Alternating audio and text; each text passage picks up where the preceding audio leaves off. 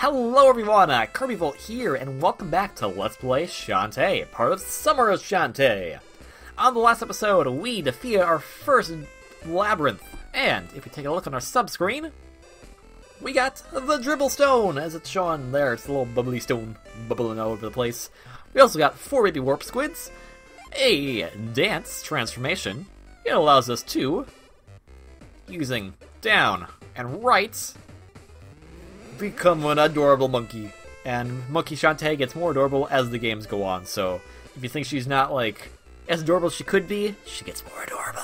So adorable. Just think of having a move in Smash Brothers where it's just, like, turns into monkey. And, like, maybe that's just a taunt. Like, just, oh, it's monkey, and it's like, oh, it's so cute. And that works as a valid attack because you're like, oh my god, it's so cute. It's like Kirby saying, Kirby doing anything, really. Kirby doing anything is cute. Anywho's.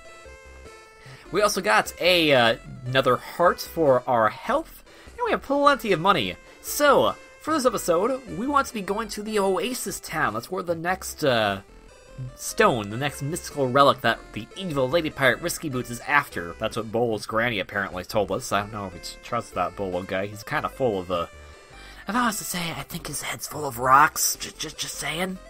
He's a nice guy, though. Nice guy. But before we do that, I actually want to show a few things off now in Scuttle Town that we can do now.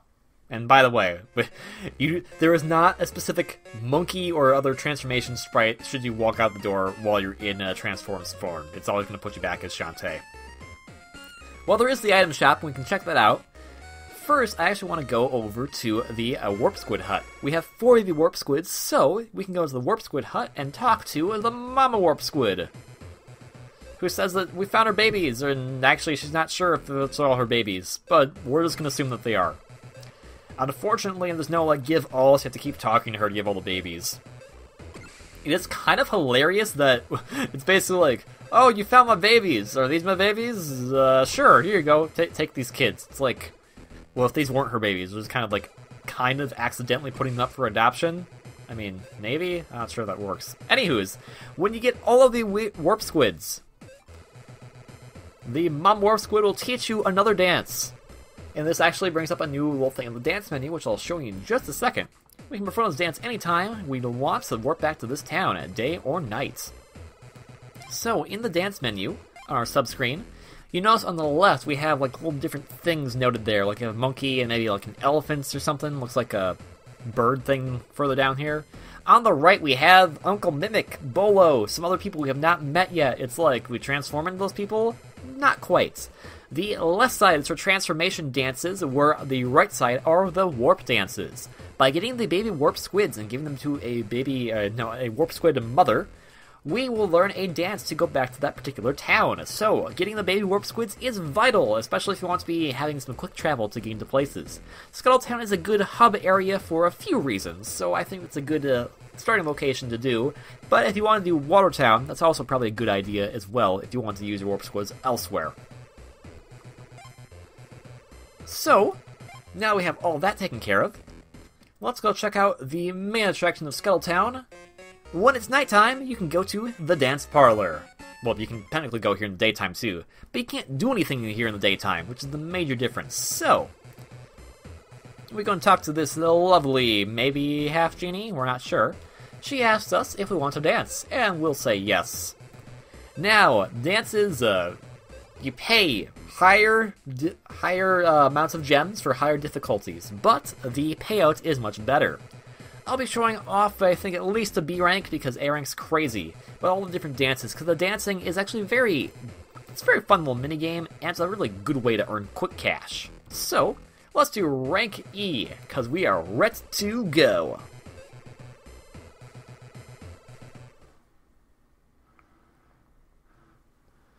So, on that little right-hand column, you'll notice that's kind of just pulsating. That's the beats. So, hit the button on the beats, and that's all you gotta do. It's like, it's a rhythm game, essentially. It's pretty slow, pretty easy, but nothing too bad.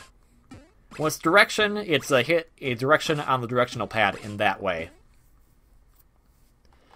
Now, the goal of it is to get gems to outmatch the winnings. So you have to beat the that first thing it was showing you 12. You have to beat the 12, so you have to get better than 12 to win. However, if you get perfect, you'll get a little bit more of a bonus. So it's always good to go for perfection when you're dancing. Because we worked the crowd in there. We earned 36 gems, which is a 26 surplus from the 10 gems we paid. So that's actually really nice. So, let's show off a little bit of a higher rank. Let's go for rank D. Ret-2-Go. Ret-2-Go is a term that is coined by the Shantae series. It is a fantastic term. Why the heck have I not been using it until right now? Oh well. I think I'm Ret-2-Go. I'm Dancin to go. As you notice, it is a bit faster than the last time, as it is rank D. The combinations are a bit more complex. You have to kind of be paying more close attention to them, in addition to the beats. A rank, I feel like, you get a lot of money for it, but it's really only worth it should you get it perfect. So find the rhythm that works for you, and probably just keep doing it over and over again, because you can obviously spend the winnings you got to continue playing. And that way you can work your way up to getting the max amount of money you can possibly get. 55 gems, that's really good, especially since we paid 15 to get in. So that means that we have 40 back, which is fantastic. Let's blow half of that on rank C. And I'm sure the Let's Playing curse is going to kick in at this point, even though I am Ret-2-Go. Since it is now going to be a bit faster and a bit more complex with the button combination it's going to give me. She really shakes her booty. Ooh. Yep, there we go.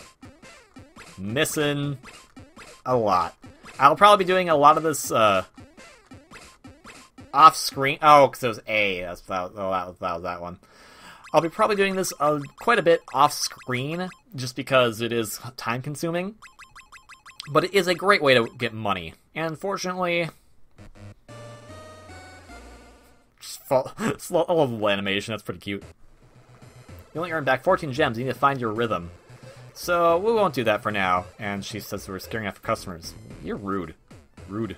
Whip my hair at you. Whip my hair at you, good lady. But it's actually a decent amount of gems. So, with that, let's go over to the item shop. There is something we need to pick up here anyways. So,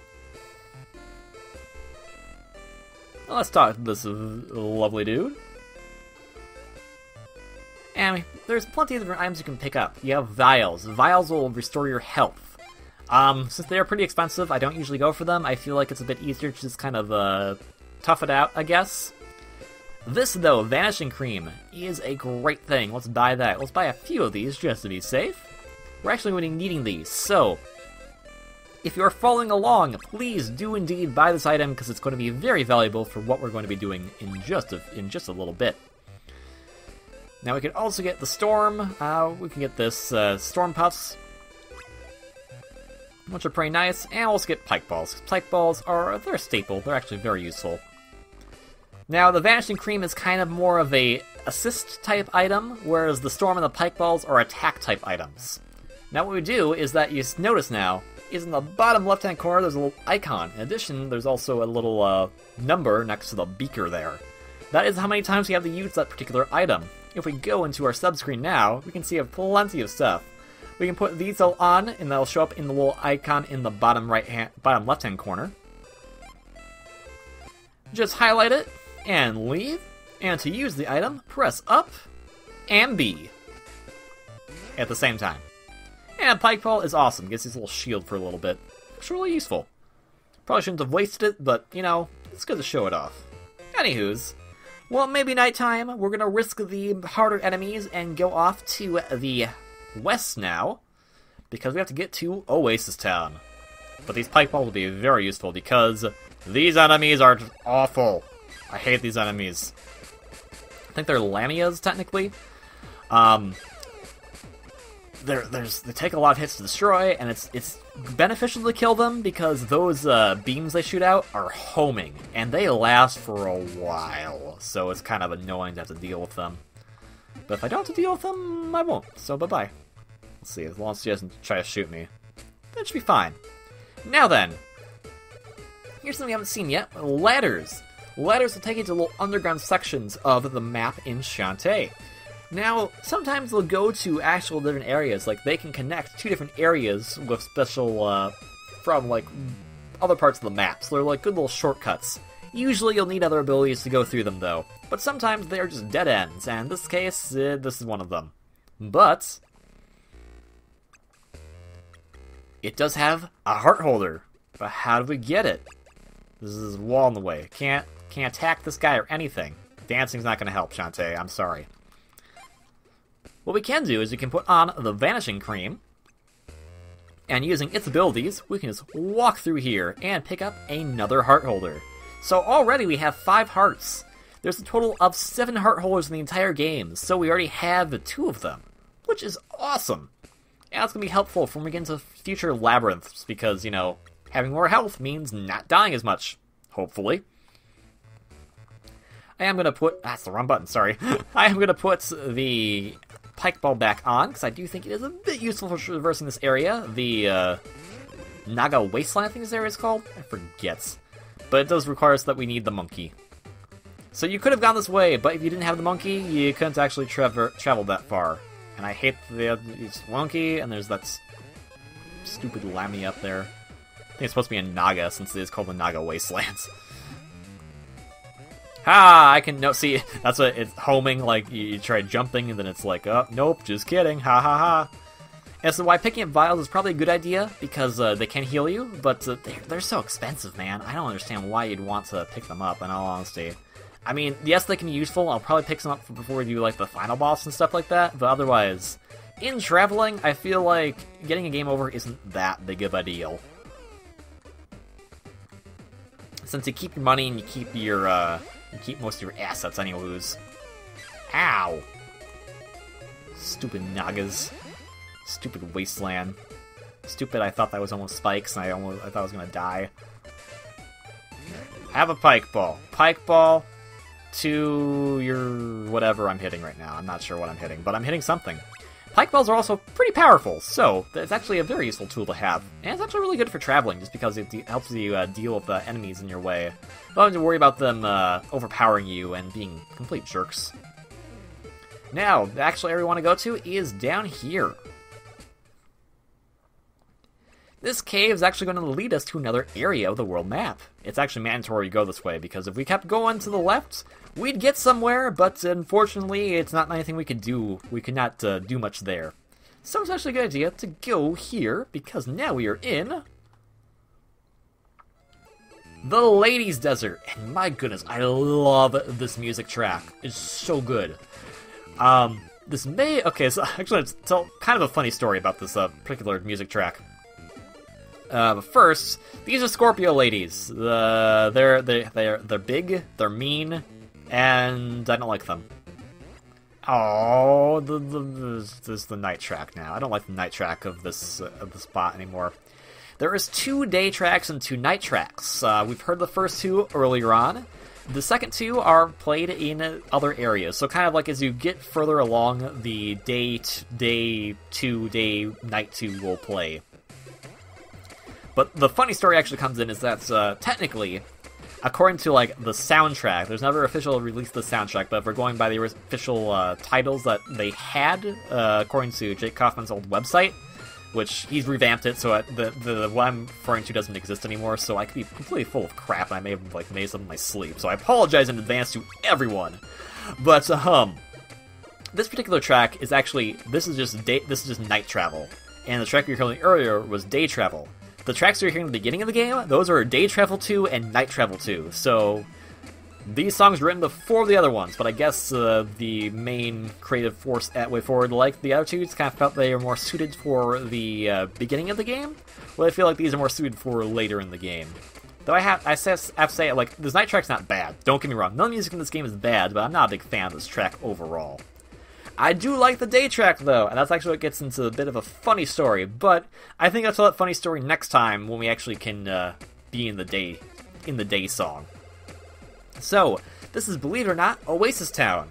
Let's actually go in, see what's going on, do our usual saving, get to the bathhouse, because now we have 5 hearts, and that's a lot of hearts to be having on you.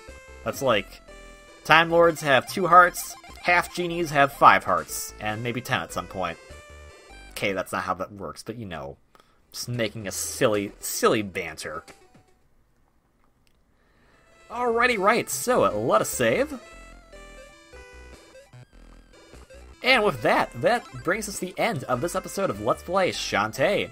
Thank you very much for watching. If you like this video, please consider hitting that like button below. And if you like this content and you want to see more, please consider subscribing. As I've said before, this game, in addition to its 2 sequels, Risky's Revenge and Pirate's Curse, are available on the 3DS eShop. Please pick them up and give them a try if you want, because they are fantastic games. Anyways, thank you very much for watching, hope you're having a great day, and until next one, vote Shantae for Smash. See you next time. Ciao.